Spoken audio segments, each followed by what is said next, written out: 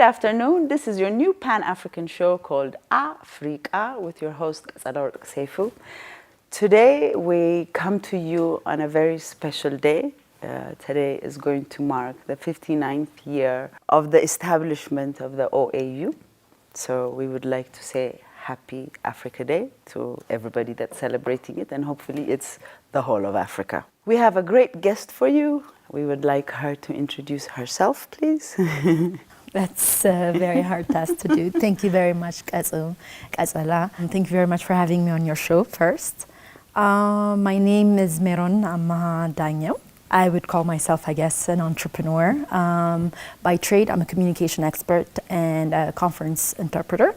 And I'm also a cultural activist. I've worked within the cultural sector for a long time as well. Beautiful. So we have a lot to talk about today. Yes, we do. So for those that don't know Meron Amha, I mean, you've touched a little bit on who you are, but what you do would also help to tell our audience. What we do, I mean, isn't what we do differ from period to period? Yes, it does, unfortunately, or fortunately. So I was born in Addis, and I grew up in Addis, even though my formative years have been in New York City. I went to the Lycée Gabriel Mariam school here in high school here in Ethiopia, and then I migrated to the United States, mainly New York City, where I did my education. I'm also a veteran of the United States Air Force. And then after that, my life kind of like ventured in different sectors.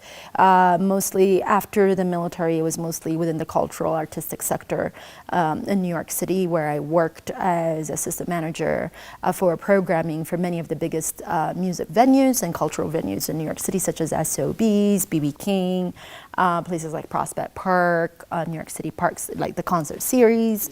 Worked in the NGO sector as well in development before relocating in 2009 to Ethiopia, back again to the continent. So you currently live only in Ethiopia? No, actually, quite funny as you mentioned it. I currently live by splitting my time between 3 countries, 2 of them in the continent. Of course, my home base, my center, which is Addis. Ghana, Accra, my new home of the past 4 years now, and then New York City as well. So yeah, I split my time between those 3.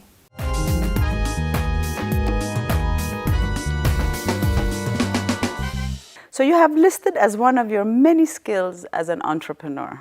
How did you get to be an entrepreneur? And is it an easy path for women? Can you provide some advice to aspiring young women entrepreneurs in Africa? My path to entrepreneurship. Well, my path to entrepreneurship has not been one of a direct straight line. I do come from a line of successive entrepreneurial women in my family. My grandmother on my mom's side is actually the founder of one of the first modern restaurants in Ethiopia, in Addis Ababa, called Dashen. And then my mother as well, successful, businesswomen of small restaurants, milk places. So entrepreneurship has always been in my bloodline. I've always seen the women in my family partaking in that, supporting their families, and actually even future generations, not just their children, but their future generations. So I've always known since I was a kid that, that was available. It was not a world that was invisible to me. So it was always attainable. It was not impossible. But, life takes its own course, and then, we become, migrants, and we go elsewhere. We have to adjust, work, school, life. But I've always, for me, when I left Ethiopia, I'm from a generation of those people that didn't leave as a refugee in an extreme violent situation. I left for better opportunities. So there was never a doubt in my mind that I was going to return home to my continent. It was just a matter of time, so of course your studies, and then after that it's always like, oh, I don't want to go empty-handed. You want to have build savings and kind of like a roadmap. So finally, that came together somewhat quasi way in 2009 when I decided to come back. So when I came back, I didn't go directly into business, but of course, I have to make money, I have to adjust.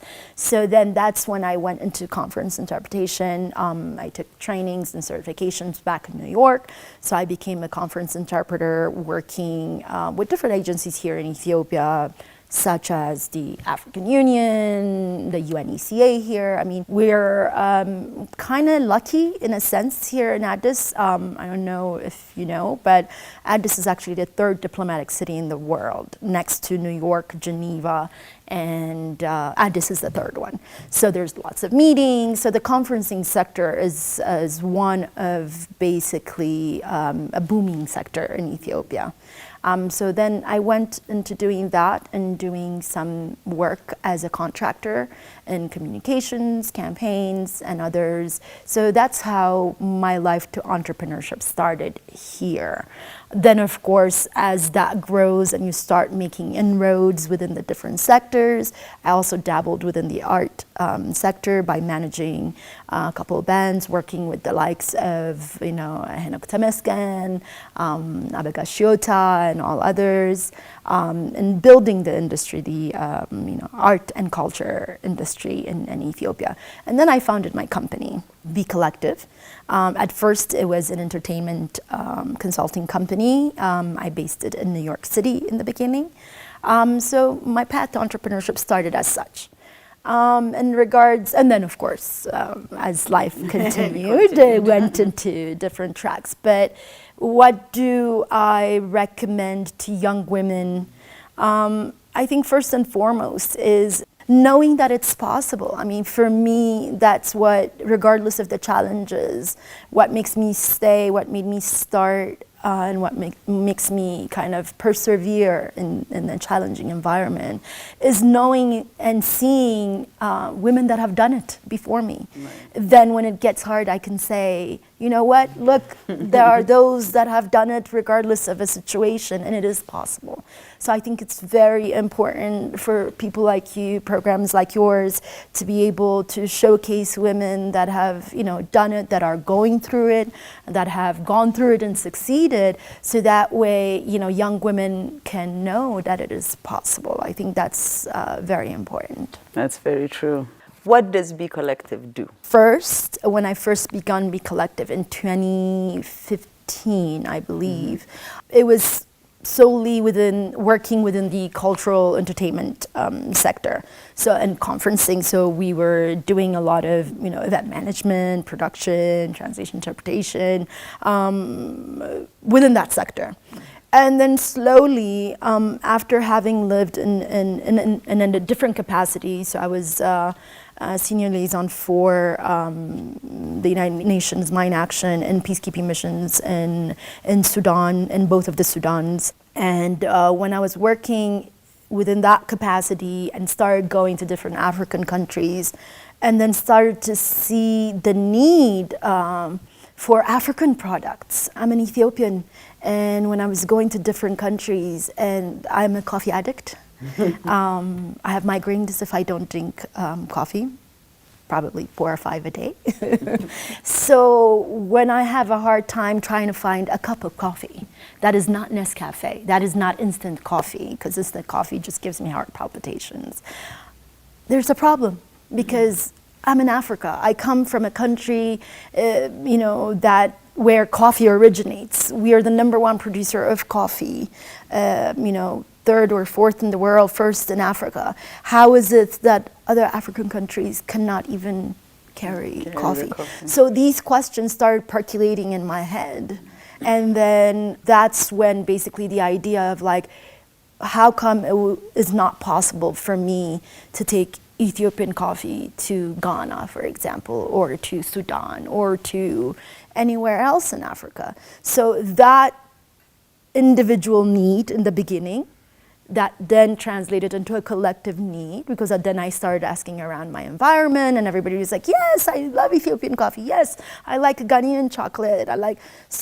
But we can't find it. So just to solve that issue is how I entered into basically the coffee and then subsequent cocoa industry. So that's currently right now what B Collective is doing is we have satellite offices here in Addis, we have our offices in Ghana as well as in New York. So we produce Ethiopian specialty coffee from Ethiopia for export into the world, mainly of course in West Africa as well. And then we produce Ghanaian 100% bean to bar chocolate in Ghana for export into the world and mainly East Africa as well. And how has it been going? Interesting. Yeah? Yes. Okay, we'll leave it at that. Since I know we're going to cover it at some point. Yes, we will. What are the major challenges you face in your industry? Well, I think there's many challenges in the cultural sector, in the artistic sector, in Africa in general. There are challenges as a person living in a couple of countries. First of all, free movement of people, as a person of African descent, it's not easy as an African to move around African countries in regards to like visas, in regards to transportation. The cost of it, is tremendous. I pay less to go to New York than I do to go to Ghana. This is my everyday reality. So today marks the 59th year since the OAU, now AU, was established. Do you think we have accomplished what our founding Pan-African fathers had envisioned for Africa? I think we have, and we haven't. I think that every generation, it's not a one thing that we can say like, that's it, we've accomplished it, it's done, dusted. I think it's an eternal vision, goal for Africa, for Africans, for human beings. It's not, there's an objective, we know there's a track we're supposed to go, but I don't think it is this, like I said, this one thing we have to accomplish. So as such, I would say that there are certain things that have been accomplished in terms of laying the foundation. Our ancestors did that, and every generation, I think, is trying to add to that foundation. And then our responsibility, and I would say we haven't because of the many wars and conflicts that have taken us also backwards, and corruption and all the other things that also make me want to say that no, maybe I think we're backtracking a little bit from some of the visions that our ancestors like Kwame Nkrumah, Haile Selassie, and all others had put in place when we see these individual countries, actually, not just even the continent, even on the individual countries of where we are. Sometimes it's difficult to see. What do you think the role of youth is in African development? Huge, immense. The youth is our future. Pretty much. I think we're pretty much almost done. Not age-wise, but in terms of some of the things that we're doing, and the youth is the one that's going to be implementing some of our visions, some of the objectives that were put in place. So the role, and then looking at the demographics of Africa. We're talking about 1.3 billion people, out of which more than 70% are, youth under the age of 30. So now, of course, if we're talking about Africa growing, then we're talking about that more than 70% of the 1.3 billion that has a responsibility. So it is huge. Okay, what is AfCFTA? AfCFTA. AfCFTA is the African Continental Free Trade Area, AfCFTA. It's an acronym. And it is basically in March 21st, 2018, about 47 countries came together in Kigali in Rwanda to basically sign and adopt an agreement, which was basically the basis of what the AfCFTA, the Kigali agreement is basically the basis of what the AfCFTA is. And then it came into, formally into action in 2019.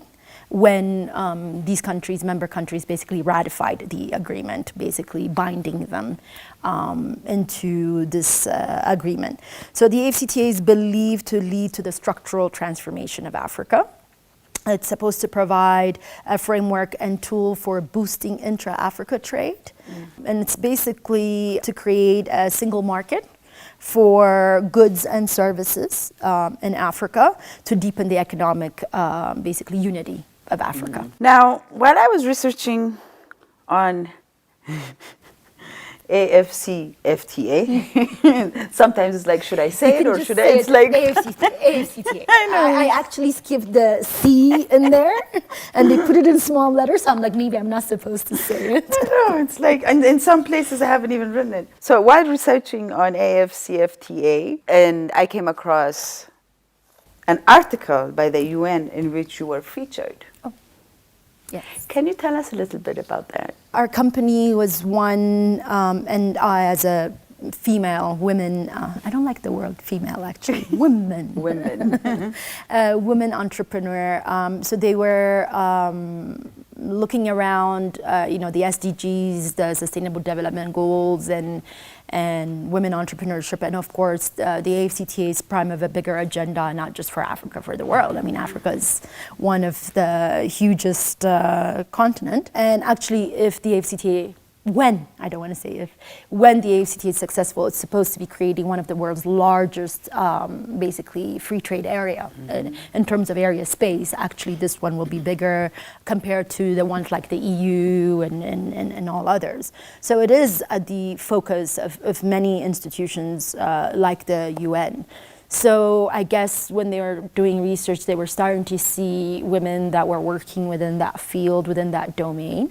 And yes, we were selected in 2021 because the launch of AFCTA, even though it was ratified in 2019, it was not supposed to be in effect. The implementation was not supposed to start until 2021. So basically, since January 1st, 2021 was when basically the AFCTA was launched to see the beginning phases. So the UN came in to kind of like see where we were at as private sector businesses, small businesses, women-owned businesses working in this field. They wanted to see what we were doing, what our challenges were. To kind of, I guess, shed light on the situation. So did they?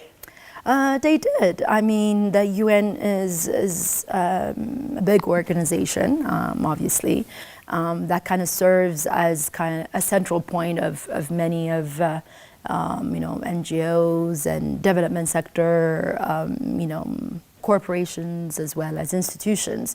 So as such, they do have a huge platform. So we were very lucky and grateful that we were selected to be showcased in their newspapers. So what is the purpose and benefit of the AFCFTA? The AFCTA is just well, first of all, it's an institution. So I don't know if I mentioned this earlier, but right now, as you know, the AU, the old OAU, the recent AU, the African Union, is headquartered here in Addis Ababa.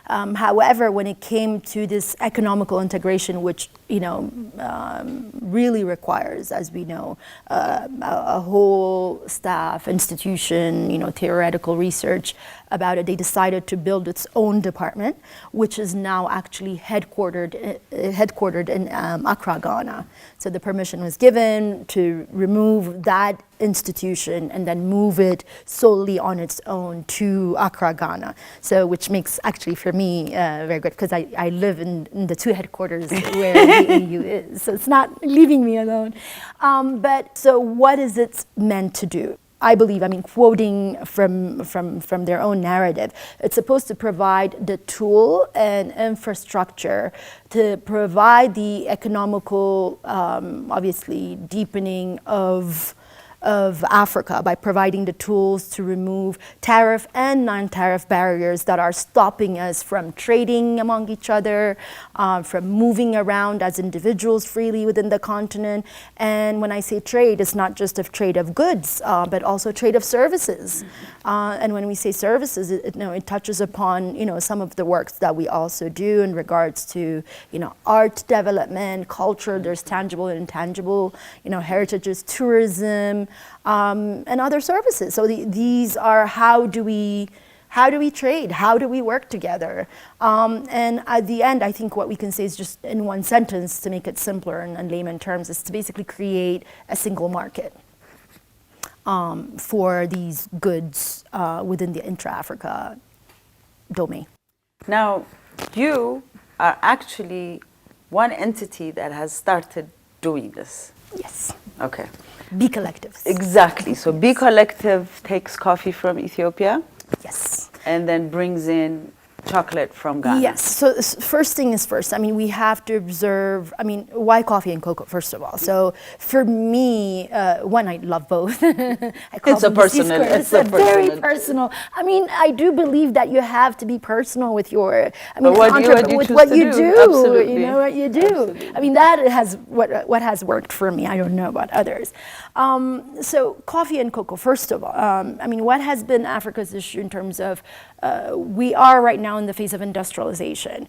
So, Africa is known for very much extractive industries. We're known for having the most resources, but we're also known to have to export so much of our raw resources to then import, value-added goods, which basically makes us not even the beneficiary of 1/3 or even 1/5 of what the entire GDP of some of our products can bring in terms of GDP. I mean, the coffee is $1 trillion industry. I mean, coffee and cocoa sell more than oil in this world. I mean, coffee is one of the most largely traded commodity in this world. Our coffee, our coffee that was discovered, in our country. But we don't even make, a fraction of what we could be making. So of course, Africa, first of all, when we say industrialization, we have to move from this concept of, selling just our raw to then depend on imported value-added goods. So my first instinct was to, of course, be able to have the capital and resources to go towards value addition.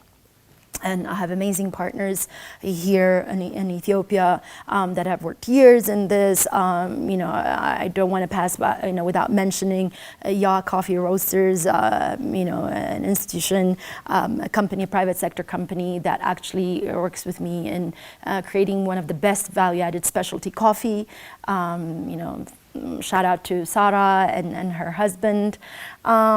So it's we have to go towards that. That's first and foremost. Once we do that, then exporting those goods is another thing. So yes, so my focus is in producing those value-added goods, first of all, through quality, and fair pricing, competitive pricing as well. You can't just create quality stuff and be so expensive enough not to be able to be, affordable. You have to be able, one of our biggest difficulty as African entrepreneurs and African producers is to be able to match the prices of, foreign goods that are basically at very low prices. It requires a lot to go into production right now. So we have challenges, but the opportunities, I mean, it is challenging and even sometimes I would say difficult, but it is not impossible, and this is the path we have to go. I do truly believe this is the path we have to go. Could you tell us what one of your challenges are? Sure. Again, when we talk about AfCTA, I mean, we have to remember, even though it's a continental agreement, the implementation is not done continentally. I mean, it has to happen at the national and regional level. So it has to contextualize to the domestic realities. So it's only, Ethiopia is one of the signatories, for example, the primary signatory. However, how far have we gone in regards to implementing the AfCTA on our ground to kind of synergize it within our own policies from the Ministry of Trade, Customs? Because to implement the AfCTA correctly, we have to look at what is stopping us from trading together. So we said, we were saying that there were tariff and non-tariff barriers. When we say tariffs, it's about like costs of, customs and stuff. And then non-tariff barriers, like cost of cargo and all these things. And you have to understand transportation and cargo for the intra-Africa, first of all, even to fly. For me, to fly within West Africa, sometimes I have to come back. I mean, thank God Ethiopian Airlines is takes the lion's share of, in terms of air transportation, which I'm very proud of. But at the end of the day, why do I have to come back to East Africa to go to a country in West Africa. I mean, most of the time you have to do that. And then the cost of it is great. So when you translate that into cargo costs, especially air cargo, even shipment, from west to east, it's a lot of money. The next biggest thing is, of course, taxes. I like taxes. Everybody likes taxes. But when it comes exuberant, I mean, in the case of Ethiopia right now, my chocolate is approximately taxed about 100 to 160 sometimes percent when it is 100% African-made product by an African coming into an African country. So, I mean, these are some of the difficulties. And then some countries have gone further into implementing and popularizing AfCTA within their country. I would like to really commend here my country, Ghana, for taking the initiative, not only because the headquarters is there, but they have gone further into popularizing within the community of what AfCTA is, and to make sure that the private sector knows what their rights and responsibilities are. Because at the end of the day, who is the implementing body? Yes, government is supposed to be there to create, the policies, the conducive environment to make this happen. But it's the private sector at the end of the day that implements this, that can say, hey, these policies are working and these policies are not working. So if the private sector does not know anything about it, if the country is not taking steps to make sure that this continental agreement can come in at the national level and work within our national structures, then it's going to be difficult. I mean, I can go to Bole Airport Customs and be like, hey, I'm an African good, and under AfCTA, which was launched in 2021. So I'm not supposed to be paying taxes. They're going to be like, huh? What is AfCTA? Exactly. So some countries have done better. I'm not saying that Ethiopia has not, but if you are not able to bring the goods in, like if you just talked about, and even if you are, it's not that you can't. You can't. Nobody can. So as long as you're a legal you have to entity. pay tax. Yes, that was the you whole have to pay taxes, but it cannot. What we're saying is it's exuberant. It's exuberant to the point where it makes the product unaffordable for the clientele in the local market that you have. So there are others, and then of course non-tariff barriers, as in different institutions. I mean, one of the hardest thing that we've had here was registering our product under the FDA. I mean, the FDA, my dearest institution. Again, call out and shout out to our FDA, our Food and Drug Administration. But the red tape is exhaustive. It's just too exhausting enough if it takes you, more than 6 months. So, I mean, these are things that our current administration has to be able to see to facilitate the work of the private sector. And, the growth of the private sector, what does developed countries, what did they do correct? If we can state one thing they have done correct, is to support their small and medium-sized enterprises. That is at the core of every development. It's not when a state takes over or anything else. It's when you have a bustling, booming private sector that you can say the country is grown.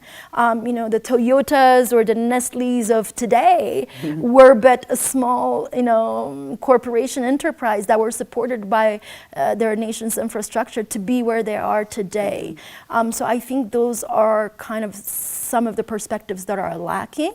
I'm not saying that there are no work that are being done. There's a lot of work. I'm also involved right now in trying to set up a private sector initiative.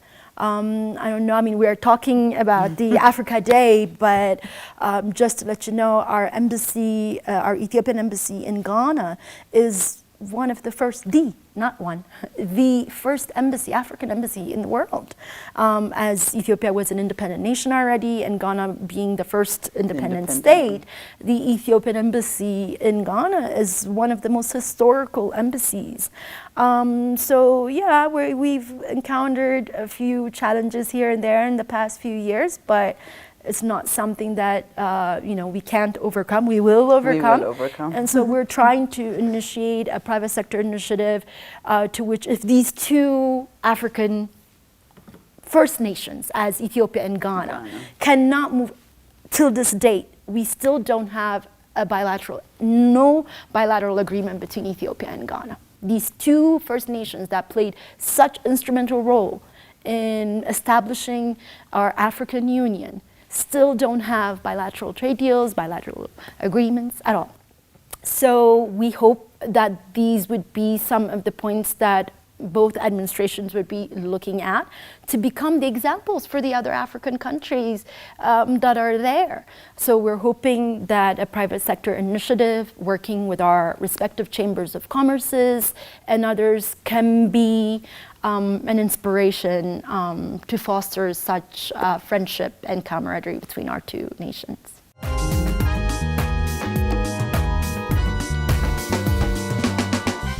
So is AFCFTA enhancing the playing field for local producers? Yes, I mean the AFCTA does provide that platform to kind of balance the playing field. It does, that is what it's supposed to do. However, just like the challenges of many nations with welcoming globalization, I mean, globalization is a kind of like a two-sided knife, I would call it. There's a good and bad. Yes, you know, it creates kind of like a global market, but at the same time, you know, it opens us up to a lot of things. I mean, where are we currently when we look at Ethiopia in regards to some of the privatization of some of our, you know, industries and sectors? We can't live in a bubble forever, that's for sure. But when we do enter into this big elephant called globalization, how do we do it while still protecting ourselves? I think this is the million-dollar question. And I don't think, I mean, we can learn from some of the previous practices of best practices as well as some of the challenges of other nations that have gone into that. But I think it's a unique situation for every country. I think we have to be able, our leaders, I think have a lot of work in regards to understanding how to do this best. And I think there'll be trials and errors. We might fail on some things, but then, you know, we can't stop just because we might fail.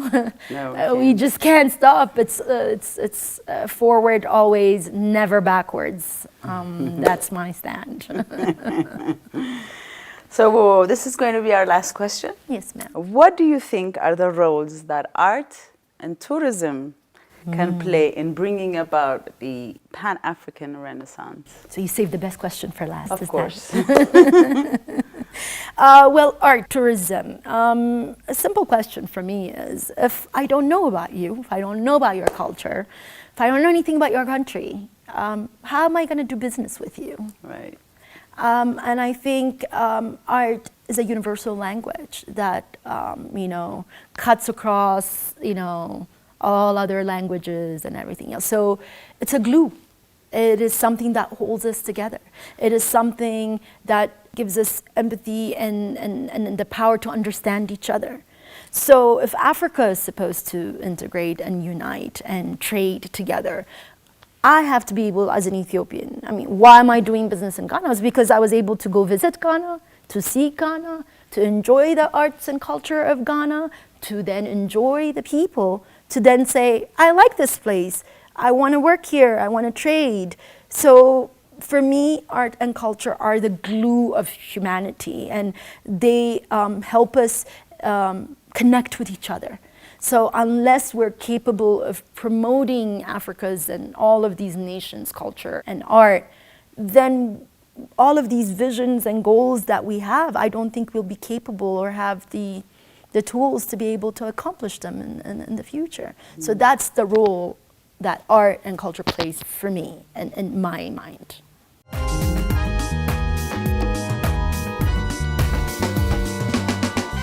So before we say our goodbyes, you have laid out some chocolate on the table. Yes. So if you could tell us a little bit about the chocolate. Sure. So this is 100% bean to bar chocolate made in Ghana. And this is our extra dark one, which is 72% cocoa.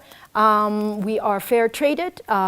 So this is actually for many Ethiopians that complain that during Lent season, they cannot have chocolate. Well, we have a solution for you. Exactly. So this is vegan, basically. We have 2 vegan ones, our 72% and our 56% dark and extra dark.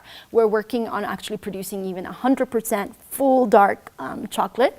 Many are like, but it doesn't taste good. Yes, extra dark chocolate is made out of 100% cocoa. It's supposed to be very healthy. Very, That's the very whole thing. healthy, Yeah, very yeah, yeah. healthy. But we're used to the chocolate that has milk and sugar and emulsifiers. That's why. I think we should also mention how good cocoa is health-wise. Of course. Okay. So after cocoa you is one of the healthiest bean.